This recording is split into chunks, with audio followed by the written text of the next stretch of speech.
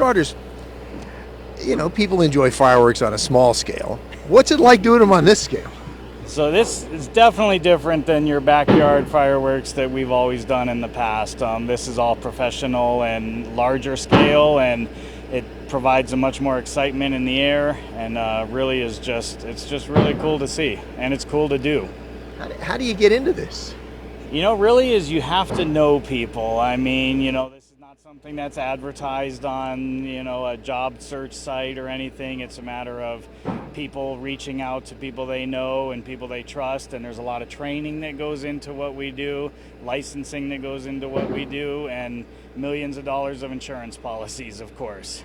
Yeah, the training part's reassuring. Thank you. Yes. So, how do you just design a show? So we look at what size shells we have, how many of each shell we have, the timing in between. There's a lot of logistics that goes into figuring out where to set them up, which ones go the highest, and so to put them in areas that'll be more exciting, and that way you don't just see everything exploding in one spot. It's nice to have a variety going up in the air, different heights, different designs. There's a lot that goes into it. I've been planning for over a month now of, setting up shows and trying to make sure everything's done correctly. Is it almost kind of like writing a story almost? Almost. It really is. It's a lot that goes into it, and I have a lot of good people that you can see behind us here that help us out with that. Now, so you've kind of, well, I said like a story, but it's almost like maybe like a painting. You've got a palette of, I got this kind of firework, this kind, this kind, this kind. Yes, exactly. There's different types, such as titanium salutes, different designs in the air. We place those in certain spots to start the show, maybe to get a little more excitement right off the bat, some for the finish of the show.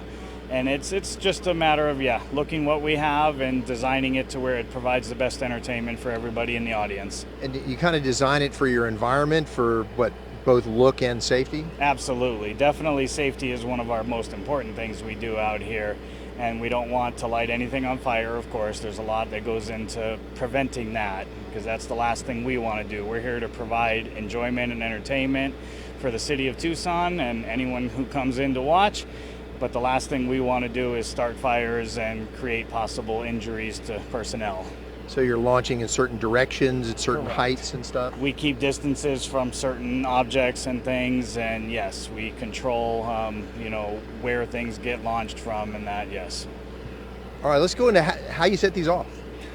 We hand light every one of these shells. We have about 972 shells out here, and each one is hand lit by the staff that are behind me working, and that way we can control timing of everything that goes up, and we know exactly when it's going to go up, and we're always watching each other to make sure that there's always something in the sky.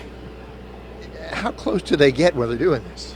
When it comes to hand lighting, we have a good, about 5 foot distance from them when we light them. We definitely don't stand right next to the tubes. We don't look over the tubes. We keep a safe distance from us, plus we have all of our protective gear on when we start shooting.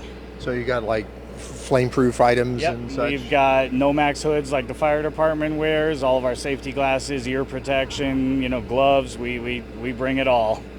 How do you know at the end of a show, you go, yeah, that was a good one? You know what, when you hear the crowd, and I know this area gets surrounded by people to watch, and when you really hear the crowd, that's when we know we did something right.